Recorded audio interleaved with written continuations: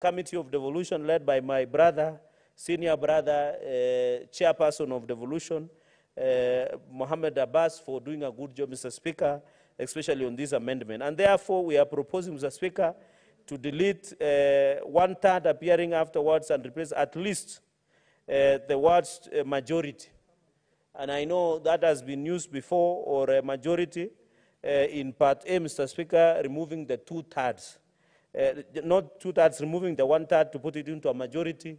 So if you are members of County Assembly, Nairobi County Assembly, Mr. Speaker, they are around, I think, 80. Mr. Speaker, and I am told there is a viral video, Mr. Speaker, of the Speaker of Nairobi County Assembly hugging forcefully, or trying to hug forcefully, a member of Parliament or member of MCA. And Mr. Speaker, it has caused consternation across the nation. So we want to also advise MCAs not to be forcing people or hugging people forcefully, because it can cause a lot of consternation, Mr. Speaker. And I know people like Senator Orwoba were up in arms in social media over that issue. Mr. Speaker, that is, so the issue that we want to ensure is the majority. So if members of County Assembly in Nairobi, let's say they are 80, for example, majority of them will be around 50 to 60 MCAs to sign that removal process, Mr. Speaker. And therefore, it ensures stability of your cabinet, Mr. Speaker. Because most of the MCAs fear the governor, but they don't fear CCM, CEOs, or Director of Finance, Mr. Speaker. So they will let her go for low-hanging fruits in quotes by looking for your CCM, and by them, Mr. Speaker, they can end up undermining and frustrating your development agenda as the governor of that region or that county, Mr. Speaker. On Part B is deleting the words at least 1/3 and substituting with majority, Mr. Speaker. And therefore, I think in resolution, this is just a process we are rationalizing. When you look at the parent act, it talks about the Speaker of the House shall promptly deliver the resolution of the governor. So, for example, the member has the right to appear and be represented. Of course, Mr. Speaker, just for members to grasp what we are just saying is we should subject you to principles of natural justice, Mr. Speaker, through you, and ensure that right to appear, to the way we normally do it here, Mr. Speaker, in short, is you appear, you defend yourself, if you have a legal representative. Those are principles of right of representation. And the committee you appear, of course, the Parent Act has provided, if they are substantiated during the county member to be the county assembly shall vote whether to approve the resolution requiring the county executive committee member to be dismissed. And if a resolution, so we are deleting in subsection 6, Mr. Speaker, by deleting a words, a majority appearing after the word supported, and therefore with at least 2/3. So that the threshold should be very high, Mr. Speaker, so that we ensure also there is a due diligence, Mr. Speaker. We know in these offices, I remember, Mr. Speaker, we have sat, and Senator Sifuna is a member of Public Accounts Committee. It is hard, even in the last session, Mr. Speaker, and you have been a governor, it is hard to have a clerk of a county assembly who has survived long. Unless that clerk is a unique creature. Mr. Speaker, because the threshold of reforming such is very easy, Mr. Speaker. Even the issue of CCM, you need also stability as a governor to ensure that your CCMs are not intimidated, Mr. Speaker. I can tell you a number of county executives, a number of CEOs, a number of directors in various departments within county structure. They always live in fear of being undermined or being targeted, either politically. Mr. Speaker, you are aware, there is a lot of political witch hunt in these offices we hold. It is that members of parliament, to recall them through right of recall is not easy, as many people want to imagine. To recall a member of parliament, both senior learned friends, Senator Faki and Senator Manzo, it is an Herculean task. I remember, Mr. Speaker, when Senator Mwaura, the current government spokesman, Senator Millicent Omanga, Mama Miradi, Senator, the late, may his soul rest in peace, Senator Brengei, a number of senators during the war, in quotes, under the arrangement of handshake, Mr. Speaker, had been removed by Jubilee. But when they wanted, they had been removed, and yet it was hard to remove them. So you can imagine a recall of an elected person. So our stopgap measure, Mr. Speaker, is so protected that we are not exposed too much as opposed to appointive positions, Mr. Speaker. So, Mr. Speaker, that is the essence of this bill. This is a straightforward amendment bill. I want to ask my colleagues, please, let us ensure that we espouse the issues of national values, public power. The principles include good governance and integrity, Mr. Speaker. And of course, our main aim, Mr. Speaker, is the means of ensuring accountability in the exercise of public power, is the oversight members of SC by the legislature of both governments. And remember, this year, Mr. Speaker, appeared both to county assemblies and Senate, Mr. Speaker. And therefore, as per Section 40, the county government provides for procedure for the removal. Office of the county is established by the Constitution. And noting the adverse consequence of removal of impeachment of a member of county executive. Mr. Speaker, in this House, we have a live example, a testimony by the name Miracle Senator of Kiambu, Senator Karungo Tangwa. He knows, and I hope, believe and pray that he will have a chance to say something about this bill, Mr. Speaker, because he's in the House. I know he has sponsored another bill on impeachment procedure bill, so that he can give us the experience, Mr. Speaker. You know, when you are removed or impeached, Mr. Speaker, the reason we are calling him Miracle Senator is because in his other life as CCM, he had been fought many battles, including being removed during Governor Waititu era. So, Speaker, if you remember, there was a governor in this country called Waititu, Babayao. And you cannot miss him on the streets of Nairobi, Mr. Speaker. He's a friendly man. So through those tribulations, there are people who walikuwa wamempangia at some point not to be elected. But he became a miracle senator by going through that. And this is because of this. Because by the time you recall somebody or impeach, you impeach Mr. Speaker, it almost threatened him not to be elected. And you know, even Governor Sonko, the immediate popular governor of Nairobi, Mr. Speaker, the consequence of his being impeached is so painful. You are staying out of office more than 10 years. And if Governor Sonko was even to contest in Mombasa County as a governor, to run for governor, Mr. Speaker, because the Supreme Court, the rule, he would have won to be the governor of Senator Faki at that point in time, Mr. Speaker. But this, Mr. Speaker, that is the pain of being impeached. So these are things we want to ensure. By the time you are impeached, let you have committed a serious offense and sin against man, against God, and against the Constitution of Kenya, Mr. Speaker.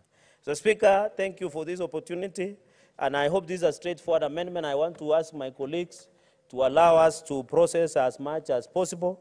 And with your permission, Mr. Speaker, as I beg to move, I request the chairperson, Senator Mohammed Abbas, one of the wisest senators on the floor of the House, Mr. Speaker, to second me.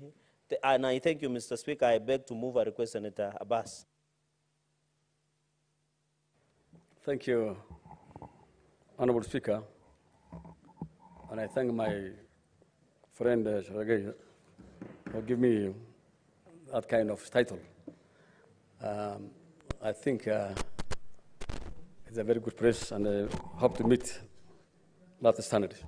Honorable Speaker, as the chair of the Committee of Devolution, we have gone through all the bills, all the acts in the law, and we found that a lot of lacunas that actually needs to be changed or improved. As he rightly said, the mover said, Honorable the CECs, the County Executive Committee members, are actually people of high calibers. Some of them have been moved from other ministries. There are some of them come from private sectors. Some are actually having their own businesses. But however, when they are appointed, they work in that atmosphere of fear and intimidation, that they cannot deliver their work as required. Whatever qualification they may have, they are at the mercy of the politicians, especially the MCAs and the governor, who is the appointed authority. The threshold of a third is actually, we felt that does not give somebody security to work comfortably in this environment area, the way he works. And therefore, as you're aware, This equally happens, the deputy governors have also equally have the problem. Today, as I talk to this House, we have 21 cases where deputy governors are actually being threatened to be moved. And many speakers are actually under threat. Clerks equally the same. So I think if we continue the same trend, then devolution will not work properly. Then people work, will continue being intimidated. This kind of business of trying to impeach people also encourages corruption, and that's where you are seeing we are losing a lot of money in the counties. So therefore, we felt that as a committee we need to change some of these laws so at least we can have a secure job security for all the members who are working under the county. The governor now has 2/3 threshold. So for the CECs, as the highest executive next to the governors and the deputy governor, also need to have security for their work. And therefore, Honourable Speaker,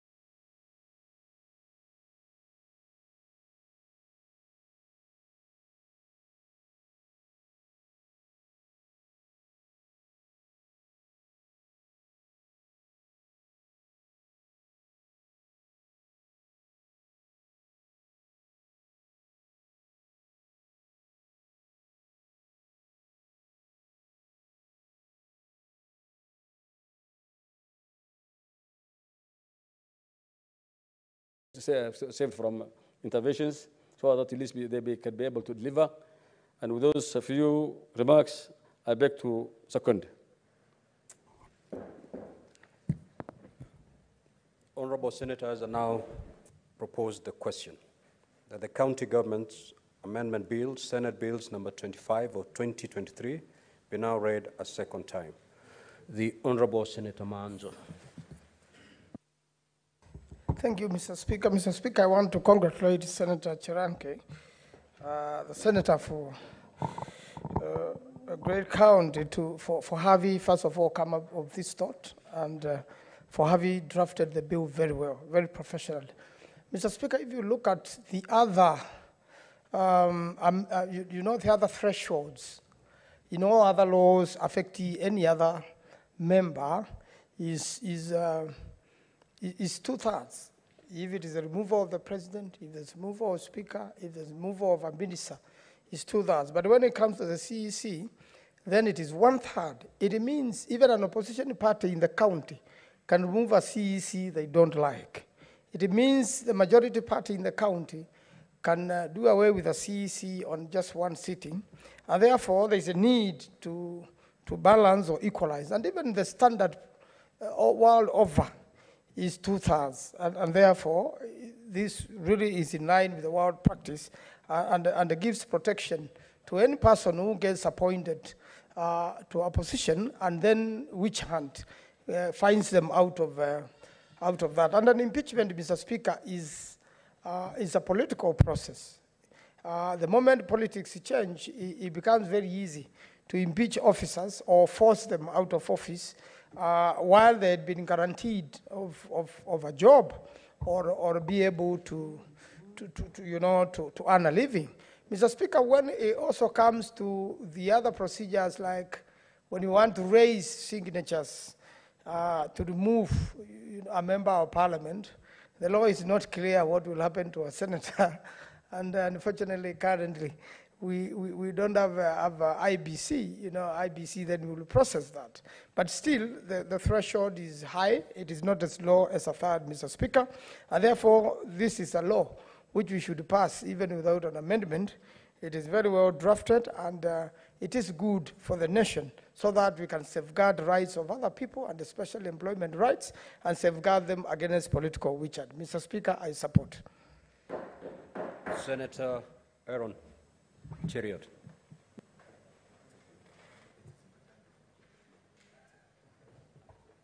Yes, Mr. Speaker. Mr. Speaker, sir, I didn't know that Senator Mahanzo once in a while can have so little to say on a particular topic. I know him to be a man of many opinions, but today is one such rare occasion. This is a straightforward bill, but I have a problem with it, Mr. Speaker. I have a problem with how we are amending this County Governments Act. In my life here in the Senate over the years, I have seen no less than maybe 10 or 12 amendments to the County Governments Act. And in a practical environment, Mr. Speaker, the application of its contents as an act of parliament is jeopardized by continuous amendment. Now, I think the only other bill that is amended as many times is the PFM. Nothing else, Mr. Speaker. I wish Senator Cherargei, and this is in order, I agree, if you make the threshold too low, yet the consequences are too severe, then we are not delivering justice. Senator Karugo Dhangwa nearly missed an opportunity to serve the people of Kiambu as their senator on account of just an impeachment. And I don't know what he had done. I don't know whether he was guilty or otherwise. But knowing him as a person, I know chances are must have been politics at play. But if that decision had been left to stand, then he would never have seen the four walls of Parliament. An impeachment process is not an easy thing. Mr. Speaker, unfortunately, those to whom that power is given don't treat it with the seriousness it deserves. An impeachment process, the same way it is done in this House, and I have seen more than 10 impeachments in this House, Mr. Speaker. It is just the things you do here as senators is what our MCAs do also. And I know members know what I mean when I say the things you do. Now imagine a situation where just the only thing that saves the day here is that you need at least half the members of this House for an impeachment process to go through. The threshold was extremely low in this particular instance. And therefore, I want to agree with the thinking to raise the threshold so that the threshold is a bit higher, and on flimsy grounds, somebody cannot just be removed as a CEC, so that people are able to take their duties. You can imagine, Mr. Speaker, with the diversity of our counties, if a member of a county executive committee, for example, was to fall out with MCAs, say, from a particular sub-county on account of a decision that has been taken in the greater interest of the entire county, Mr. Speaker, you know what will happen is that that particular CEC, simply on the account of petty little politics, can lose their job, and yet you know up to now we don't have sufficient jurisprudence on what happens when somebody is impeached. In fact, this afternoon I met Governor Sonko, one of the victims of an impeachment process of this House, where it was clearly demonstrated to us on this House that threshold was not achieved at the County Assembly of Nairobi. Yet, like I have explained earlier, there are many things that happen in an impeachment exercise. Senator Makueni knows this because he appeared here as advocate for Governor Sonko in that impeachment hearing. He knows what happened. And I'm not sure how Senator Wambua voted in that one, Mr. Speaker. But you know, Mr. Speaker, impeachments have become political processes. yet they have very serious legal and constitutional consequences. So we cannot afford to just allow that anybody, even this one of Senate, I want to still suggest that we need to exercise our mind better. The only unfortunate thing is that it is a constitutional threshold, because it doesn't matter the process. What matters at the end is when they eventually call Godfrey Osotsi, Senator for Vihiga, then you rise and say, I vote yes or no. At the end of the day, there's no, it doesn't matter the process that it has gone through. Eventually, or you abstain, like many people, there are people who used to abstain here, Mr. Speaker, because of many other reasons.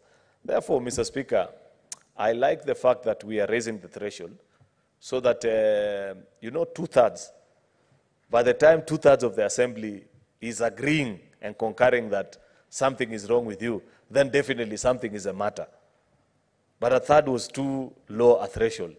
Therefore, Mr. Speaker, I want to urge colleagues that we support this bill. I think it's a good thought, but like I have expressed concern, and I don't know if Senator Abbas is in the House. Yes, he is in the House. Senator Abbas, as our chair for Devolution Committee, there is something you must do for us. These piecemeal amendments of the County Governments Act are not good. Why do I say they are not good? Because you can imagine, after the passage and assent of this bill in both houses of parliament and it's assented to, you publish a new County Governments Act. I know there are others, I think even on the order paper or slightly later, draft legislative proposals to amend further the County Governments Act. I think it is better if Senator Abbas's Committee on Devolution can go through the entire breadth of that law, and with the experience now that this House has, where we have senators who are former governors, we have governors who are former senators, we have senators who have been MCAs and speakers, this House is not lacking in terms of the experience that is needed to understand the instruments and the operations of devolution in this country at this particular moment, so that you have a more comprehensive cleanup of that particular law. Remember, when that law was being drafted, nobody had practiced devolution in Kenya. But 12 years down the line, Mr. Speaker, we have learned. We know what can work, what can't work. You know, I personally, even as a majority leader, I have bills that are amending the County Governments Act, establishing the various leadership offices in our assemblies. This is part to the work that we did at the NADCO, Mr. Speaker. I wouldn't mind donating that contribution and that legislation to Senator Abbas's committee if they promise to be diligent and conclude on that exercise. There are so many other things, suggestions that we have been given, entrenchment of various offices in the county assembly, Mr. Speaker, so that you have a more comprehensive legislation, a bill that once it is done, then you know that it settles devolution for another maybe 4 or 5 years before you amend the County Government Act. Therefore, I want to pass on the challenge to Senator Abbas and their committee, because this is the Bible of devolution, the County Governments Act, and piecemeal amendments to it. We are not doing justice to those who practice using this law. Otherwise, Mr. Speaker, I want to appreciate the industry of Senator Cherargei in proposal of various legislations before the House. I don't agree with him on many other things, especially what he's trying to do with Bunge Towers. I know if there is somebody who contributed significantly in that particular House being there, I am one of those who contributed well, Mr. Speaker, because I served as a commissioner for 5 years, and we did the best that we could under very difficult circumstances. When we found Bunge Towers, Mr. Speaker, there was nothing other than a junkyard. By the time I left the commission, it was standing tall on the skylines of Nairobi. In fact, what Senator Kinyu and Joyce have done is just to apply paint and open the building. The real bulk of the work was done by the previous commission. I don't know why Senator Cherargei all of a sudden, I know he loves his office in KICC for reasons that I cannot discuss on the camera, Mr. Speaker. Why can't he remain in KICC without disparaging our very ultra-modern building of the Bunge Towers, Mr. Speaker? Because that building, I know it has state-of-the-art facilities, committee rooms that are modern. I know they have not concluded many of the things that need to be done there, but I know that that building is built well. The offices may not be as large as members would have wanted, but I know, and I don't know if that is still the plan because Kinyo and Joyce are not there, but I know that initially we were squeezing members into those offices, and they have been partitioned by, in a way that can easily be moved, to provide for space to renovate the current Continental House, so that eventually, now when you have sufficient space, Mr. Speaker, in both Continental House and Bunge Towers, members can have slightly larger offices, not what it is. That was the plan, at least by the time I was in the commission, Mr. Speaker, because Parliament spends close to 400 million each year paying for offices for members. It's not fair to taxpayers, Mr. Speaker. That's why we had to conclude that building so that we knock off that budget. That 400 million can easily be serve other pressing needs in the country, Mr. Speaker. Therefore, I agree with the decision of the Parliamentary Service Commission to conclude Bunge Towers. I will be there tomorrow at 8 o'clock to see my work, because I participated in the coming together of that building. There are many things. I know they have a state-of-the-art gym, which I want now. Cherargei, you can run away from not having an office in Bunge Towers, but you must use the gym on that particular floor, because it is extremely useful to all of us and healthy. Therefore, Mr. Speaker, with those very many remarks, I beg to support and urge colleagues to support this legislative proposal by Senator Cherargei. I thank you. Senator Osotsi. Thank you, Mr. Speaker, for this opportunity to contribute to this very important bill on the County Government Amendment Bill 2023 by Senator Cherargei that seeks to amend the current County Government Act so that to enhance the threshold of removal of a member of the county executive from 1/3 to 2/3 of the members of the county assembly.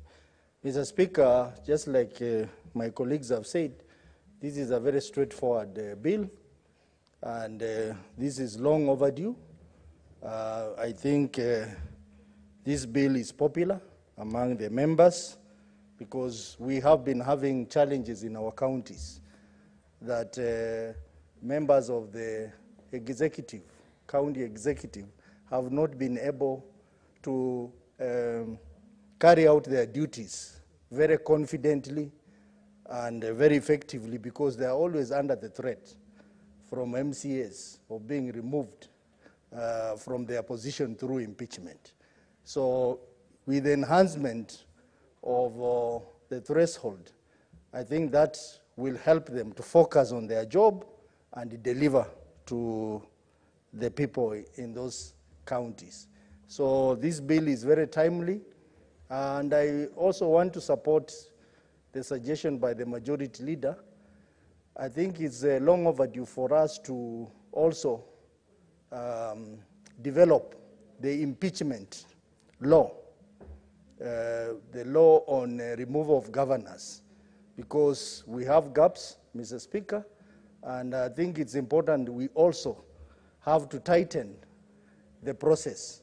We have seen in some cases, some of the documents that have been brought to us for impeachment, they have not been able to meet the appropriate threshold, and we have rejected those impeachments. So I think it's important for us to have a law that governs the whole process, not just for the governors, but even for the members of the county executive and the people who work below them. Impeachment, to me, impeachment is a good thing, and is also a bad thing.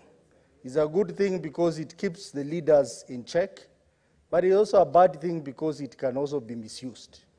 And sometimes we wonder why we have so many impeachment motions coming against governors. But for the last, since devolution started, Mr. Speaker, we have not had any single cabinet secretary who has been removed from office via impeachment. We have not had any single president who has been removed from office via impeachment. But we have so many impeachment coming through from counties. I think we need to ask ourselves why.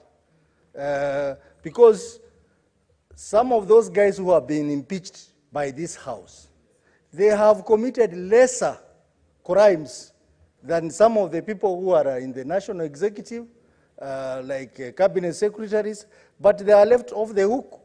So I think we need to be fair to every public servant so that when we exercise our powers of impeachment, that power must seem to have been exercised fairly and effectively. So, Mr. Speaker, this is a timely bill, but even as we seek to enhance the threshold of removal of county executive committee members, I think it's also important for them to perform their roles effectively.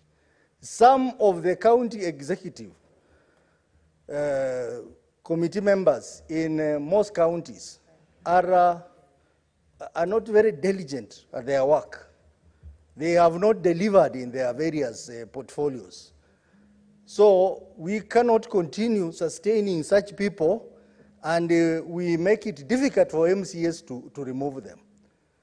Because you may find that some of them are very close to the governor, and removing them becomes a problem. So I think we need to look at the both ends.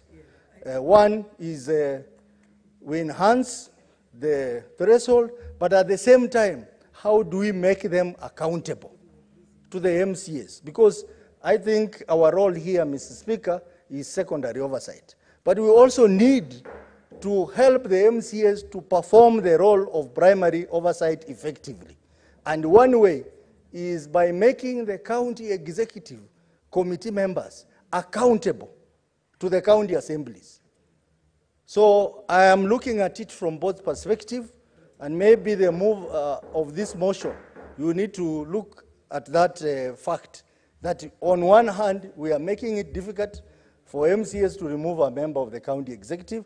On the other hand, we could be encouraging impunity in our counties so that it becomes very difficult to remove incompetent county executive committee members or those who have just refused to do their job for one good reason, that they are friends of the governor. So I think we need a balance. So I support this bill, but on the other hand, I also want to encourage that we look at ways of enhancing primary oversight for MCAs. And one way is to make sure that these members of the county executive are also accountable. I have seen, like in my county, most of them are called. They are invited to appear before the county assemblies, and they ignore the summons. They ignore the summons.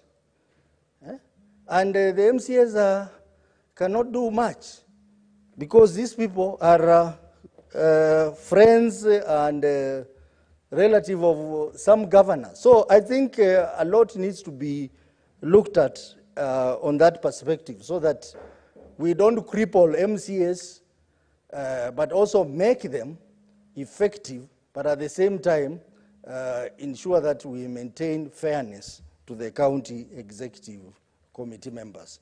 Mr. Speaker, I think we had said at some point that we need to fast track the impeachment law. But every time we finish an impeachment process, we somehow forget about that. I think even as we discuss this, I want to encourage that we have a look at that law so that we have a proper law that guides the process of impeachment. Mr. Speaker, the majority leader has said that we are making so many amendments to the County Government Act, and I think also the Public Finance Management Act, we are making so many amendments. Maybe it is a time that we need to have a holistic view of some of these laws that are attracting so many amendments, like the Powers and Privileges Act, Public Finance Management Act, County Government Act, and that one I've forgotten, but if I remember, I'll mention. So these laws, we have a proper view of these laws so that we can have a holistic approach and reduce the many amendments which are making the whole thing untidy.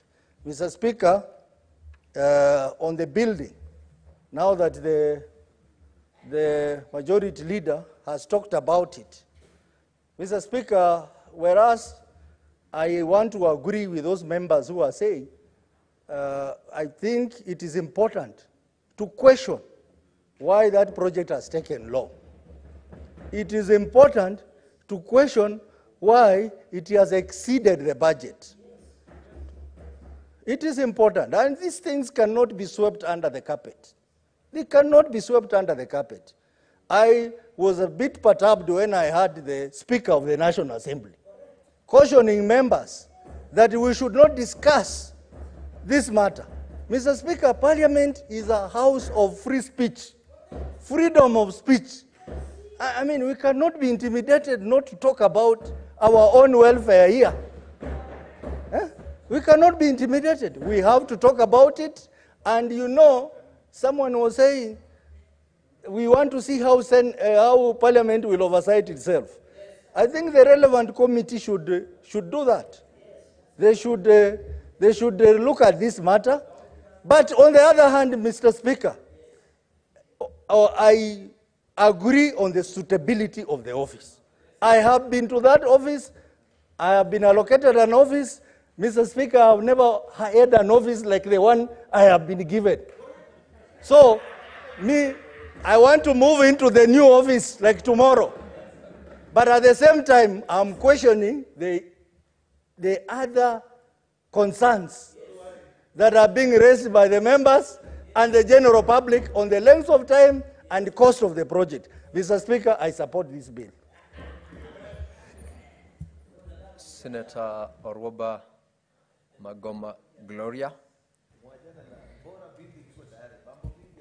Thank you, Mr. Speaker. I had requested formally that I'm referred to as Senator Gloria Orwoba. I don't know whether they forgot to remove that name there in the middle. The one that I don't want, that one. Thank you, Mr. Speaker. I rise to support this bill by Senator Cherargei. Mr. Speaker, I have the privilege of coming from the corporate background. I have worked in various industries, in the field of architecture, construction, in the field of production, the creative industry. And one thing that is usually clear from the corporate world is that institutional memory is a key thing that is valued. So when I look at how some of these county governments are being run, you know, with a high turnover of staff members, it is really something that we have to legislate, and I'm happy that Senator Cherargei has brought this bill. Mr. Speaker, you know that a county executive member is a very senior position and has very high responsibility. These are the guys who are tasked with the duty of preparing county policies, budgeting, the budget planning, implementation of all the bylaws that are passed in the county assembly, and they are also there to give reports of the operations and the ongoings of the county government. When you look at this kind of responsibility, this is definitely a role that should be protected and should not be taken as a casual laborer. And hence, moving the threshold from 1/3 to 2/3 is not only something that we should do with the County Government Act. This is something that needs to be looked at, because if you look at how we are impeaching our cabinet secretaries, Mr. Speaker, the threshold for the cabinet secretary is 1/4. So therefore, that is also something that needs to be amended, because at the end of the day, it is not about whether 10 people or a handful of people do not like an individual. It is about how we are going to sustain the operations of that county government, Mr. Speaker. If you look at some of the advantages of keeping, of retaining staff members, and this is now from my experience from the corporate world, you will see that it reduces lost knowledge, Mr. Speaker. It takes a long time for a new employee to come in, build relations so that they can be able to collaborate with stakeholders. And just about the time when they are ready to effectively implement their tasks, then you call for transfers and you call for impeaching of the CECs. Mr. Speaker, that actually has been a big hindrance in devolution.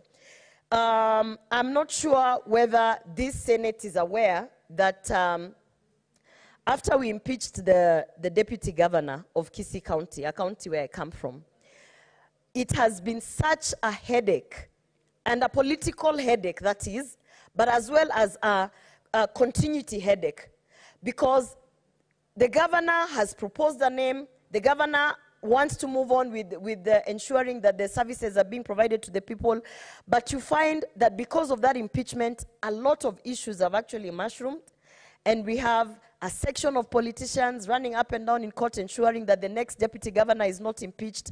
And so we need to understand that it's not only the impeaching of that particular person in office, but what happens next has a huge effect in terms of the services that are being delivered to the people. Mr. Speaker, it's very sad that up until today, I think we are more than a month after the impeachment, my county, Kisii County, has been unable to swear in the nominated deputy governor. And perhaps, Senator Cherargei, when you're done with this one, I would challenge you, because it seems that you have a history of knowledge in terms of these kind of bills. I challenge you to also bring some amendments that will ensure that once the Senate, which is the upper house, Mr. Speaker, this is the upper house, once the Senate has actually executed a matter as grave as impeaching of a governor or a deputy governor, Mr. Speaker, there should not be all these other legal loopholes that are being explored by rogue politicians to ensure that the people of that particular county, for instance, the Kisii County, do not get the replacement of the impeached individual. In this case, the deputy governor. Mr. Speaker, as this bill is being tabled, one of the things that I think I would have as an amendment is how the continuity of, you're talking about moving it from 1/3 to 2/3. That's okay. We have raised the threshold. But in the event that the threshold has already been raised and actually still a CEC is impeached, we need a transition plan that is within a legal framework. Because sometimes you have a governor wanting to get rid of their cabinet, and then it takes up to 5 or 6 months again because of all the loopholes, people running to court and all this. There has to be a piece of legislation that is brought to this house, the upper house, that is there to protect devolution, to ensure that devolution is working. So the business of impeaching CECs, governors or deputy governors, should also be accompanied with the business of business continuity. I don't know whether I'm making sense. Therefore, there has to be a framework. There has to be a framework on, I know we are guided by the number of days, 14 days after you should bring a nominee, blah, blah, blah. But we have to make that process more efficient by legislating what happens next after that impeachment. Mr. Speaker, I've heard my colleagues saying that we are only impeaching governors and deputy governors, and we are not impeaching anyone else. If I'm not wrong, there is a motion actually in the National Assembly that deals with all issues on oversight of the national government. There is a motion to impeach a cabinet secretary there. And Mr. Speaker, if you ask me, I think that there should be a fast time for everything. And I truly hope that that motion in the National Assembly is taken seriously. And if you ask me, if there are grounds enough to impeach that cabinet secretary, because the issue of fake fertilizers is something that we don't take lightly. If the grounds are there, Mr. Speaker, let it be an example so that also other cabinet secretaries who are taking their appointments lightly will understand that they might have favor from God and favor from the appointing authority. But when it comes to oversight and the National Assembly and the Senate, we are not here to give favors. We are going to do our work as it is, and therefore, I think a very strong message, and I'm glad that we are discussing about only impeaching governors and deputy governors and why we are not impeaching cabinet secretaries. We should even be asking, why are we not impeaching CEOs of state agencies? Because, Mr. Speaker, sometimes you look at the work that we are doing in these committees. We are constantly calling in CEOs of state agencies, calling in who and who. Our business is just, inviting these people, explain this, explain that. But we should actually legislate on a threshold. How many times can you be called because your ministry or because the institution that you're running and you are the person that is in charge? How many times do we have to call you to keep asking you what is happening, what is happening? At one point, Mr. Speaker, we honestly need to have a way to impeach these people, because, Mr. Speaker, there is also a very misconstrued notion that some of these cabinet secretaries have favor. They are the favorites of the president. So they think that they can get away with anything, Mr. Speaker. It is a fallacy. Mr. Speaker, it's a fallacy. By the way, the president, you can be his favorite, whatever. But as long as you are not working, as long as you're not delivering to the people, he is very clear, and he keeps saying that, I have not appointed you because you're a friend. I've appointed you because you're supposed to deliver to the people. So when I look at this piece of legislation that Senator Cherargei has brought, I think it should be scaled up to cover so many other people who should be impeached. And we probably need to look at those state agencies in a manner that if they affect county governments, those impeachments should be carried out here. Because sometimes I think, and I think this is one of the moments where I suspect the president requires that we also do our work as legislators, as members of these two houses who are carrying oversight, to ensure that if there's anyone sleeping on the job, we don't have to wait for him to do a cabinet reshuffle or drop someone. We can just do our work here as the holders and the protectors of devolution. Mr. Speaker, I do not want to comment about the Bunge House, but I want to encourage my colleagues that the work that we have been given here, some of us have been conducting this work without offices. As a matter of fact, I've not had an office given to me by the Senate. And so therefore, now that we are being allocated offices, it is just one thing to make your work easier. However, I must say this, and I say this very carefully, that, my background is in architecture. And when I looked at how some of those, the use of space in that building was crafted, Mr. Speaker, there's someone really slept on the job, or there's someone with fake papers, fake architectural papers, who must have been given that job to design. Because, Mr. Speaker, there are some offices that don't have windows. There are some offices where you have to sit in under air conditioning for all the hours. We put in 4 hours. 4 hours in chambers in the afternoon. Some of us were in committees from 9 o'clock till, and then we also have to see the electorate. How will you be sitting under the air conditioning? So when I see some of the Senator Cherargei raising concerns, I can tell you that those concerns are valid, Mr. Speaker. I know that my area member of parliament, who from Bobasi constituency in Kisii County, I know that he is involved as a quantity surveyor. And I can tell you that coming from the field of construction with a background in architecture, we need to literally ask for a proper audit of the monies that were paid to each contractor, from the architect to the quantity surveyor to the person who supplied those lifts, Mr. Speaker. You cannot be waiting for lifts for 15 minutes. Yesterday I was there. I was standing for 15 minutes. I've pressed all the buttons on that floor waiting for a lift. It took me about 15 minutes to get a lift, Mr. Speaker. I can tell you, it is not that we want the soft life, Mr. Speaker. It is just that things must work. Simply that things must work. And Mr. Speaker, I'm very happy to have been allocated an office there. I have seen the office. From a person who's coming from no office at all, I have to an office altogether, I have to appreciate. at least my office has a window, and so therefore I cannot complain, Mr. Speaker. I just want to point out that as legislators with different delegations of people to address, Mr. Speaker, I have a staff that deals with sexual reproductive health and rights, periods and menstruation. And I am sharing an office with a person who wants nothing to do with those things. So all my guests who will be coming there with menstruation cups and all those sanitary towels and all those things, she will be forced to interact with those staff members. Why? Why, Mr. Speaker?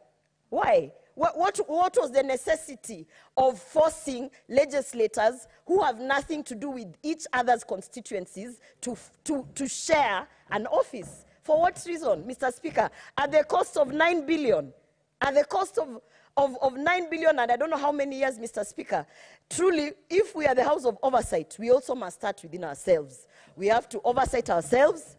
And if there is money that has been spent that we cannot see from the auditor, starting from my member of parliament in Bobasi constituency as the quantity surveyor, they should be called to order. Let them refund that money. You cannot be billing for services that you never provided. And if at all they have already spent that money, I know that we are talking about asset recovery and the other institution that we were questioning here. We are willing to also take back the assets that they have acquired through the proceeds of this particular issue. With those few remarks, Mr. Speaker, I want to say I will be there tomorrow. I will be there to launch the office because as much as I criticize, as I've said, 20 months plus, you know I have not had an office, so I'm happy to have an office. Thank you, Mr. Speaker. Senator Mohamed Faki. Mheshimiwa Spika, pia kunipa nafasi hii kutoa kauli yangu kuhusiana na mswada ambao umeletwa bungeni na Senator Cherargei. Mheshimiwa Spika, kwanza nampongeza Senator Cherargei wa Nandi kwa kazi nzuri anayofanya katika bunge hili. Tulipompokea hapa mwaka 2017, Mheshimiwa Spika, Senator Cherargei tulimpa wadhifa wa mwenyekiti wa kamati ya sheria na haki za binadamu. Na hapo ndio tuliweza kumnoa kwa sababu katika kamati hiyo nilikuwako mimi, alikuwako wakili Fatuma Dulo, wakili Amos Wako, Okongo Mogeni, Orengo, na wote hao tulimpa mikoba ambao anaendelea kutumia mpaka sasa. Kwa hiyo Mheshimiwa Spika hawezi kukosea. Vile vile pia ningependa nimpongeze kwa kauli aliyotoa jana kuhusiana na jumba la bunge Tower. Mheshimiwa Spika, kuna wabunge zaidi ya 400, wengine watachukua ofisi pale. Kwa hivyo usalama wao, Mheshimiwa Spika, ni kitu cha muhimu sana.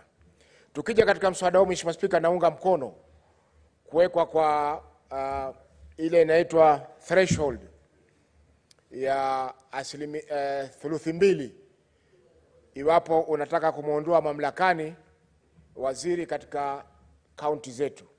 Mheshimiwa Spika, tumeona kwamba mawaziri katika kaunti zetu hawajakuwa na msisimko wa kisawasawa kwa sababu mara nyingi wanaangalia gavana anafanya nini. Na wakati wako karibu sana na gavana, member wa county assembly, wabunge wa bunge la assembly wanachukua hiyo ni kuwa ni unyonge, na kwa hivyo wanaweza kuwatoa mamlakani kiholela. Hii sheria, Mheshimiwa Spika, itasaidia pakubwa kuweza kuleta haki katika wale ambao wanataka kuondolewa katika mamlaka ya waziri katika kaunti zetu. Mheshimiwa Spika, tumeona kwamba mara nyingi magavana wanabana sana, wanakaba sana kutoa mamlaka kamili kwa mawaziri. Utapata kwamba waziri mara nyingi anaangalia gavana anasema nini ndio afanye kazi, Mheshimiwa Spika. Na wakati wakichaguliwa, Mheshimiwa Spika, wanaapishwa kwamba watafanya kazi kulingana na sheria, watafanya kazi kulingana na katiba ya Kenya. Kwa hiyo Mheshimiwa Spika, karibu Mama Orange. Naona umeingia na unahanya mbele yangu na wakati mimi naongea, Mheshimiwa Spika. Kwa hiyo Mheshimiwa Spika, karibu Mheshimiwa. Asikosirugabani, lugha safi ya Kiswahili. Mheshimiwa Spika, tunasema kwamba ni swala muhimu kwamba kuwe na mamlaka au kuwe na threshold fulani ya kuhakikisha kwamba wale ambao wanataka kuondolewa mamlakani wanatendewa haki. Mheshimiwa Spika, Mheshimiwa Spika, kumuondoa mtu mamlakani kama vile ambavyo aliondolewa naibu wa gavana wa Kisii mwezi uliokwisha ni jambo ambalo ni zito sana kisheria, kwa sababu unamfunga yule mtu kimaisha yake, hawezi kufanya tena mambo ya siasa, na hata kupata kazi katika serikali inakuwa ni shida. Kwa hiyo lazima kuwe na kiwango fulani ambacho kikifikiwa ndio mtu yule anaweza kutoka kwenye mamlaka. Mheshimiwa Spika, mengi yamezungumzwa kuhusiana na masuala ya kuondoa mamlakani viongozi. Sisi kama bunge la Senate, Mheshimiwa Spika, tuna mamlaka ya kumuondoa hata rais. Lakini cha kusikitisha Mheshimiwa Spika ni kwamba hatuna mamlaka ya kumuondoa waziri katika serikali kuu. Tuliona hapa kwamba kuna mawaziri ambao wana utepetevu mwingi katika kuendesha kazi zao, lakini Mheshimiwa Spika, hatuna mamlaka ya kuweza kuondoa. Naibu wa kiranja wa upinzani Mheshimiwa Spika, Seneta Sifuna alileta hoja ya kumsensha naibu wa rais, lakini Mheshimiwa Spika, hoja ile haikuona jua. Sina neno la Kiswahili ambayo naweza kutumia kwa sasa, ndio nikasema nitumie censure. Kashfa ni criticize, kashifu. Mheshimiwa Spika, motion ile ama hoja ile haikuweza kuona jua kwa sababu ya yale mamlaka ambayo yamewekwa katika hii bunge ambayo mara nyingi yanahujumu kazi za wabunge na maseneta. Kwa hiyo Mheshimiwa Spika, naunga mkono hoja hii na tutasaidiana kuhakikisha kwamba imepita ili tuweke sheria ambayo itasaidia kuongeza uwazi katika kaunti zetu. Asante Mheshimiwa Spika. Senator Seki.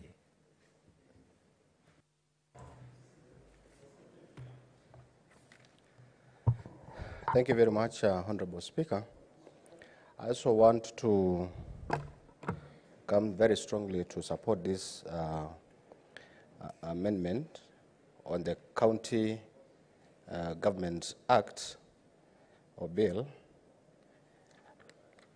And I want to appreciate and thank the Honorable Member, Honorable Senator Cherargei, for coming up with this amendment of legislation.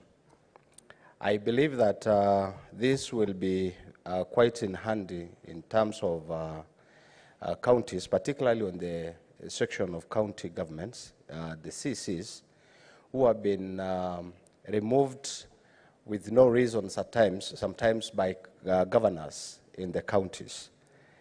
Honorable Speaker, I believe that there are quite a number of litigations and court charges in county governments through removal of these CCs, and it has been a big issue, particularly on the pending issues, because it comes in millions of money from counties.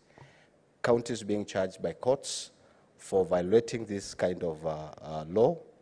But more importantly, I want also to support a number of colleagues who have also supported this motion or even this bill, because it's one of the areas that county governors have really misused.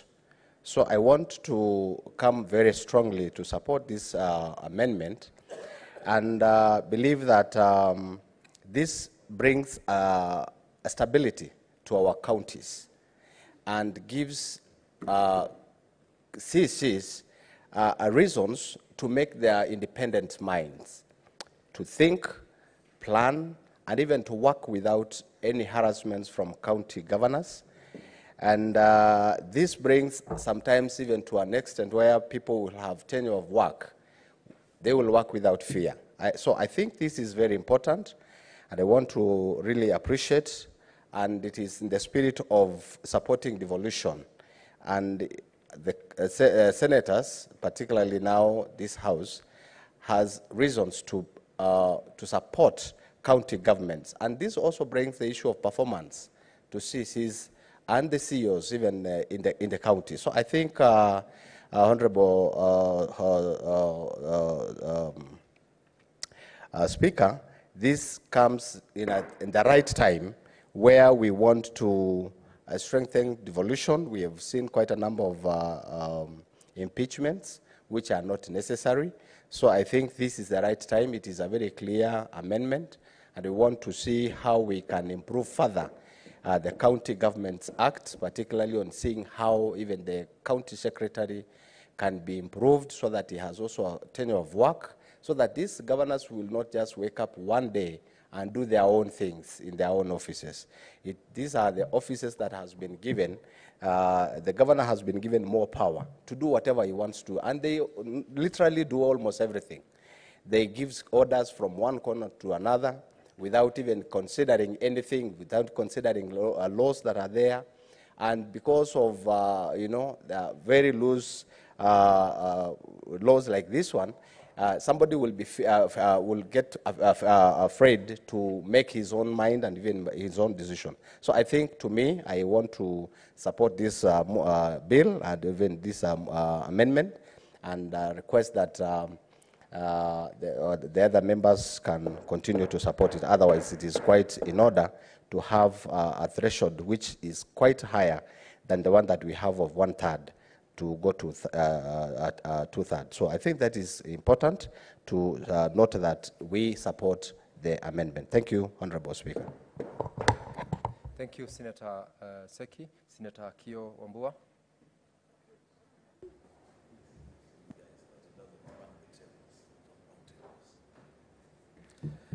Thank you, Mr. Speaker. Mr. Speaker, I rise to support the bill sponsored by Senator Cherargei on the threshold for removal of a member of the executive in the county governments. Mr. Speaker, as we support this bill, it should also be noted, Mr. Speaker, as I heard the majority leader say, this patchwork maybe at some point we may need to deal with it and come up with a complete legislation, especially on the matter of the removal from office of both the Senate, both the governors and members of the executive in the counties. I say this, Mr. Speaker, because the county assemblies must be supported to continue to exercise the provisions of Article 185 of the Constitution to oversight the executives, but they should also respect the principle of separation of powers between themselves and the executives. I am of the view, Mr. Speaker, that actually the place where we should have started, and I saw it starting here, is that on the hearing of the first impeachment motion on the floor of the Senate, the fourth Senate, I saw the majority whip give an undertaking to this House that he was going to be working very closely with the Committee on Devolution to come up with an impeachment bill, an impeachment law. There are senators here who would have wanted to sponsor that bill. But because the whip took the